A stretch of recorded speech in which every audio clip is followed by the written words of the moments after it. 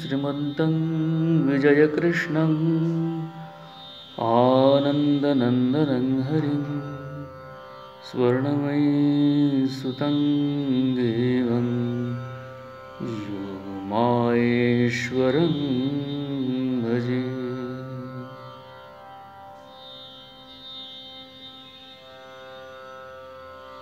प्रेम भक्ति प्रदातारं आनन्दनन्दवर्धनं स्वर्णमयी सुतं वन्दे योगमाया मनोहरम्।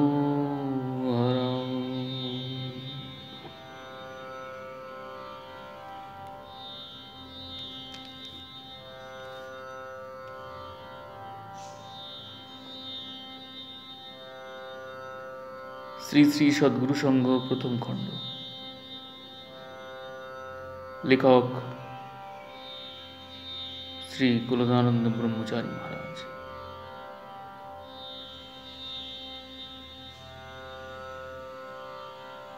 ব্যাধি মুক্তির বিবরণ।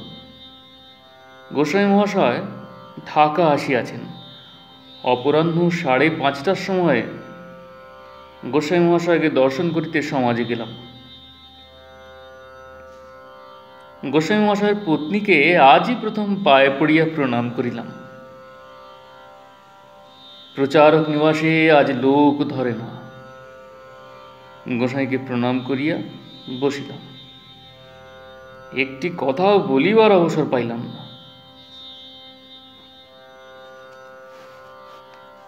গোসাইয়ের চেহারা দেখিয়া বড়ই কষ্ট হইতে লাগিল। শরীর অত্যন্ত কাতর, মাথায় চুল নাই, নেড়া, বর্ণ একেবারে কালো, দেহ অতিশয় দুর্বল এবং শীর্ণ, হাত পা এমনকি মাথাটি পর্যন্ত শুকাইয়া গিয়াছে। খুব চেনা লোকেরও গোসাইকে এখন দেখিলে ভ্রম হয়।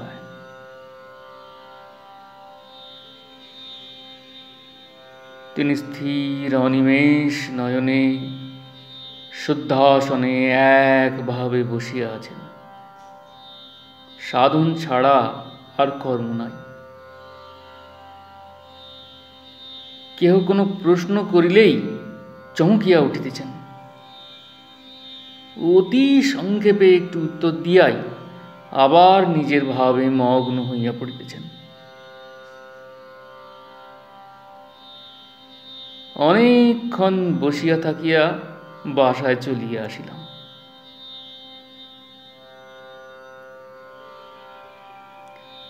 গোসাই মহাশয়ের আরোগ্যের বিষয় শুনিবার জন্য বড়ই কৌতূহল জন্মিল।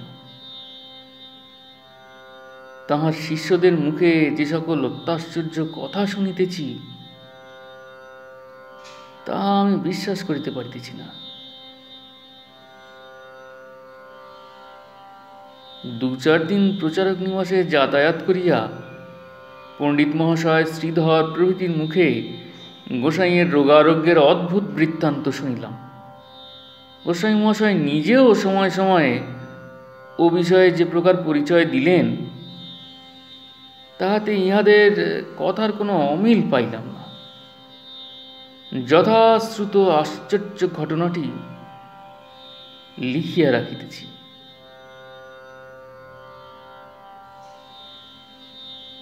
গোসাই মহাশয়ের রোগ খুব সাংঘাতিক অবস্থায় দাঁড়াইলে তাহার নিত্যসঙ্গী শিষ্যগণ একেবারে ক্ষিপ্তপ্রায় হইয়া উঠিলেন। বিজ্ঞ বিজ্ঞ ডাক্তার সর্বদা যাতায়াত করিয়া যথাসাধ্য গোসাইয়ের চিকিৎসা করিতে লাগিলেন। প্রত্যহ প্রচুর অর্থ ব্যয়িত হইতে লাগিল। বহু চেষ্টা সত্ত্বেও গোসাইয়ের অবস্থা ক্রমশ একেবারেই খারাপ হইয়া দাঁড়াইল। সকলে তখন হতাশ হইয়া পড়িলেন। এই সময়ে গোস্বামী মহাশয়ের শিষ্যগণের মধ্যে কেহ কেহ তাহার বিছানার দিকে তাকাইয়া একবার চমকিয়া উঠিতে লাগিলেন। উহারা দেখিতে পাইলেন চারিজন সূক্ষ্ম দেহধারী, কেহ মণ্ডিত মস্তক, কেহ পক্কশ্মশ্রু ও জটাধারী, কেহ শ্যামবর্ণ, কেহ বা তেজপূর্ণ গৌরকায় স্থূল দীর্ঘাকৃতি প্রাচীন মহাপুরুষ গোসাইয়ের চারিদিকে ক্ষণে ক্ষণে প্রকাশিত হইতেছেন, আবার অমনি লয় পাইয়া যাইতেছেন।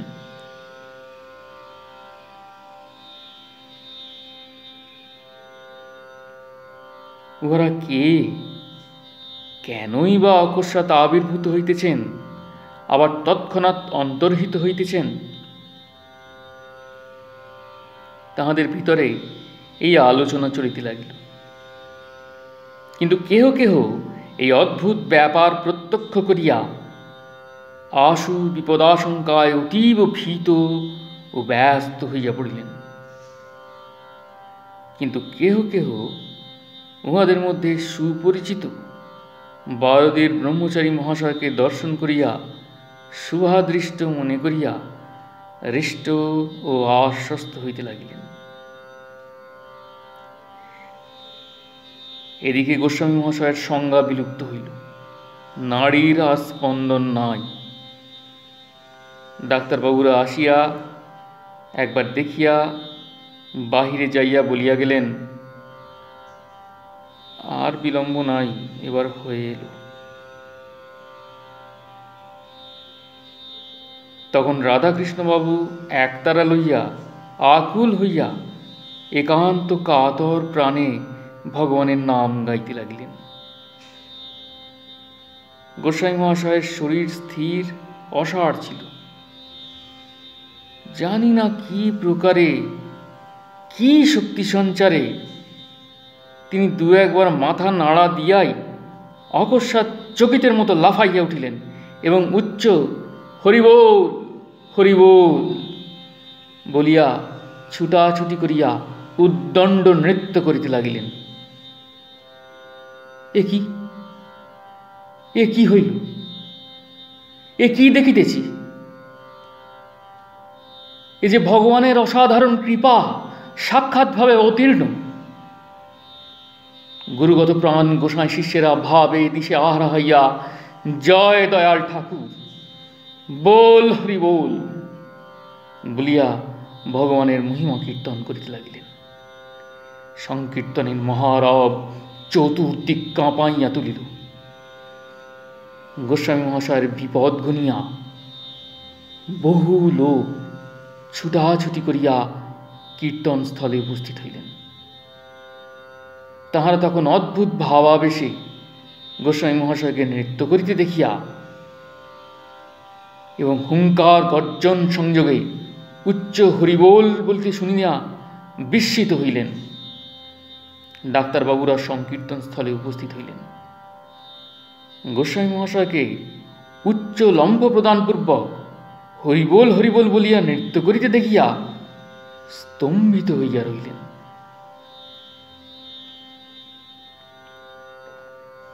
ক্রমে কীর্তন থামিয়া গেল। গোস্বামী মহাশয় মাটিতে পড়িয়া ভগবানকে সাষ্টাঙ্গ প্রণাম করিয়া ধীরে ধীরে উঠিয়া বসিলেন। তখন ডাক্তারবাবুরা বললেন, মহাশয়, আমাদের ডাক্তারি শাস্ত্র মিথ্যা। আমরা যে কিছুই জানি না, কিছুই বুঝি না, আজ আপনার জীবন লাভে তাহাই পরিষ্কার প্রমাণ হইল।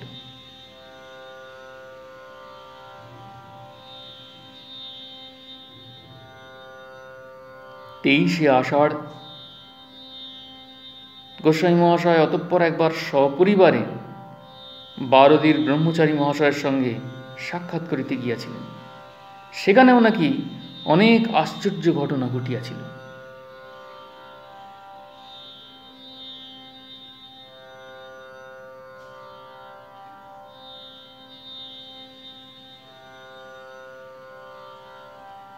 ধর্ম ও নীতি সম্বন্ধে উপদেশ। 26শে আষাঢ়, শনিবার। আজকাল সর্বত্র গোস্বামী মহাশয়কে লইয়া যেভাবে আলোচনা হইতেছে তাহা আর আমাদের সহ্য হয় না। কোনো প্রকারে গোস্বামী মহাশয়ের মুখ দিয়া প্রাচীন হিন্দু ধর্মের কুসংস্কার ও হিন্দু সমাজের দুর্নীতির বিরুদ্ধে দু চারটি কথা পাইলে আমরা গোসাইকে আমাদেরই মতো ব্রাহ্ম মতাবলম্বী বলিয়া 10 জনের মুখ বন্ধ করিতে পারি। কিন্তু তিনি ধর্ম বিষয়ে কোনো কথাই কোনো সম্প্রদায়ের বিরুদ্ধে বলেন না। এই এক বিষম মুশকিলই হইয়াছে। আজ গোস্বামী মহাশয়কে ধর্ম ও নীতি বিষয়ে বক্তৃতা করিতে অনুরোধ করা হইল। শরীর অতিশয় কাতর হইলেও তিনি ইহাতে রাজি হইলেন। অপরাহ্ন 5:30টার সময় তিনি ব্রাহ্ম মন্দিরে আসিয়া সামান্য একখানা বেঞ্চের উপরে বসিয়া এই প্রকার বলিতে লাগিলেন, আমি নোট করিতে লাগিলাম। যথা: আজিকার বলিবার বিষয় ধর্ম ও নীতি। ধর্ম বলিতে আমরা কি বুঝিব?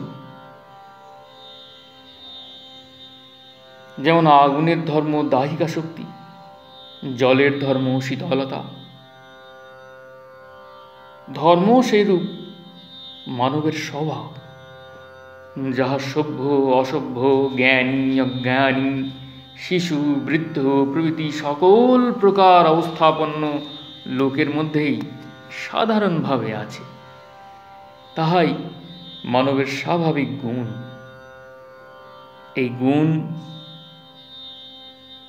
3 ভাগে বিভক্ত করা যায়: জ্ঞান, প্রেম ও ইচ্ছা। এই 3 গুণের উৎকর্ষ সাধনই মানব জীবনের উদ্দেশ্য। ইহাই মানবের ধর্ম। ধর্ম সত্য বস্তু, যে সত্য সর্বসাধারণের নিকট সত্য বলিয়া প্রতীত হয়, যাহা প্রত্যেক জাতিতে প্রত্যেক সম্প্রদায় সত্য বলিয়া বিশ্বাস করে, যাহাতে ব্যক্তি বিশেষেরও মতবিরোধ নাই, যা সকলের পক্ষেই সত্য, তাহাই মানব প্রকৃতির ভোগ্য স্বভাবের সত্য। জগৎকে কেহ সৃষ্টি করিয়াছেন, জগৎ আছে, আমি একজন আছি। এই 3টি জ্ঞান সমস্ত মানবের স্বাভাবিক। ইহা কোথাও শিখিতে হয় না। সত্য কথা বলা উচিত, অন্যের প্রতি অত্যাচার করা অসঙ্গত ইত্যাদি কতকগুলি বিষয়ও স্বভাবের সত্য। যেখানে মনুষ্য আছে সেখানেই এ সকল সত্য। সত্যবোধ স্বভাবের সঙ্গে সঙ্গে আছে। মনের এ সকল সরল সত্যকে যিনি যে পরিমাণে বুঝিতে পারিবেন, জ্ঞান তার নিকটে সেই পরিমাণে প্রকাশিত হইবে। সরল সত্যের অনুসরণ করিলেই ধর্ম লাভ করা যায়। মানবের যথার্থ প্রকৃতি বা সরল সত্যই মানবের ধর্ম। সন্তুষ্ট চিত্ত না হইলে ধর্ম কখনো লাভ হয় না। সরলভাবে সত্য পালন করিলেই চিত্তে সন্তোষ লাভ হয়। অসত্য কার্য অসত্য চিন্তা করিলে চিত্তে অসন্তোষ জন্মায়। সন্তুষ্ট চিত্ত হইতে হইলে সর্বদা সরলভাবে সত্যের অনুসরণ করিতে হয়। সরল সত্যের যিনি অনুষ্ঠান করিবেন, তিনি প্রাণের স্বাভাবিক বৃত্তির অনুরোধেই করিবেন, কিছুরই অপেক্ষা রাখিবেন না। দশের দিকে, সমাজের দিকে, কারো উপকার বা অনিষ্টের দিকে, এমনকি নিজের অমঙ্গল অমঙ্গলের দিকে দৃষ্টিশূন্য হইবেন। আপন কর্তব্য আপন মনে করিয়া যাইবেন। তাঁর কার্য লোক দেখানো হইবে না। কারো দিকে না তাকাইয়া চন্দ্র সূর্যের মতো আপন কাজ নীরবে করিয়া যাইবেন। এইরূপে কেহ চলিলে চতুর্দিকে লোকে তার জীবন দেখিয়া জীবন পাইবে, ধন্য হইবে।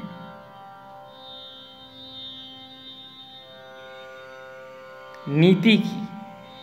যে সকল সরল সত্যের কথা বলা হইল, অর্থাৎ সত্য কথা বলা, কারো অপকার না করা, অশ্লীল ও অনিষ্টকর ব্যবহার হইতে বিরত থাকা ইত্যাদি, তাহাই সাধারণ নীতি। এই সাধারণ নীতি সর্ববাদী সম্মত, প্রাকৃতিক ও মানব জাতির স্বাভাবিক নীতি। ইহা সকলের পালনীয়। ইহা ভিন্ন আরও অন্য প্রকারের নীতি আছে, তাহা দেশভেদে, কালভেদে ও পাত্রভেদে কখনো আবশ্যক হয়, আবার কখনো বা হয়ও না। এই নীতি সকল স্থানে সমান নয়। এক দেশের পক্ষে যাহা কর্তব্য বলিয়া অবলম্বন করিতে হয়, অন্য দেশের পক্ষে তাহা ঘোরতর পাপ বলিয়া ত্যাগ করিতে হয়।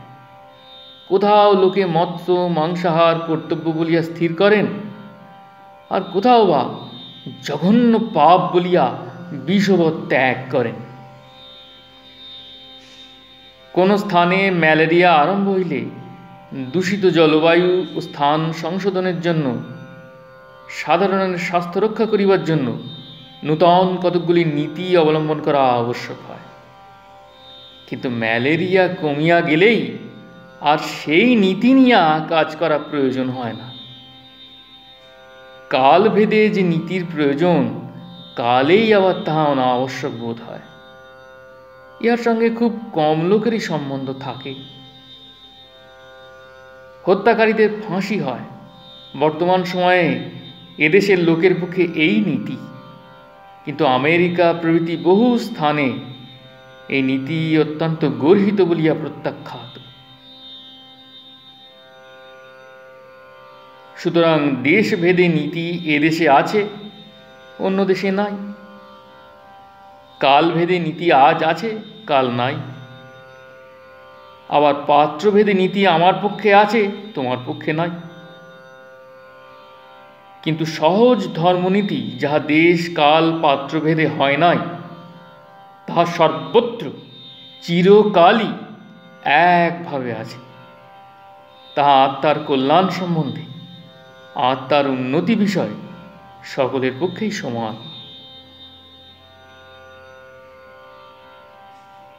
কিন্তু অবস্থা ভেদে মনুষ্যের সাধারণ নীতি ও কর্তব্যের পার্থক্য থাকিবেই।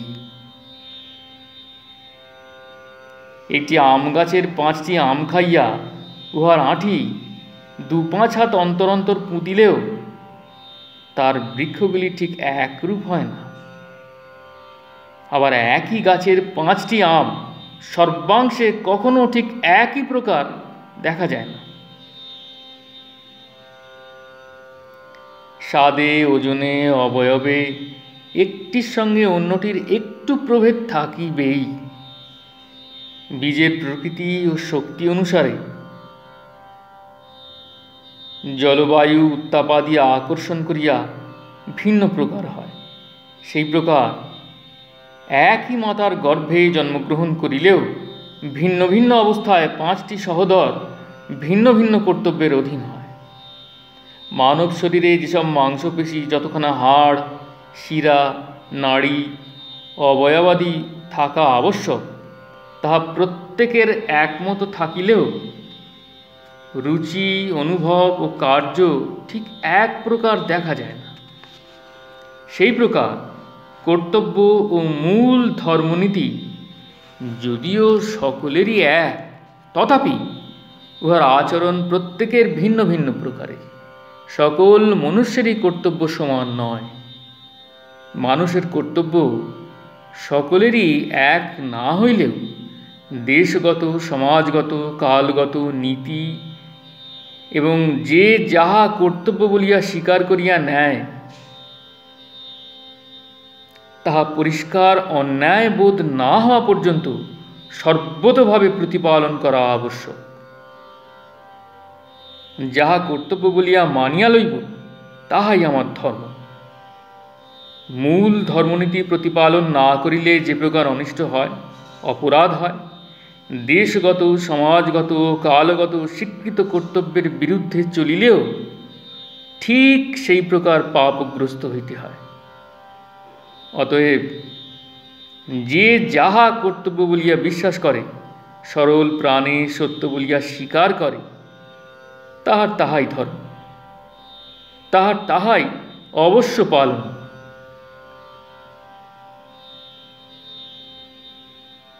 শরীর অতিশয় কাতর বলিয়া গোসাই আর বেশি বলিতে পারিলেন না। গোসাইয়ের বক্তৃতা খুব ভালোই লাগিল, কিন্তু আমাদের উদ্দেশ্য মতো কিছুই তিনি বলিলেন না। এই জন্য একটু দুঃখিত হইলাম। জয় গুরু, জয় গুরু, জয় গুরু, জয় গোসাই, প্রণাম।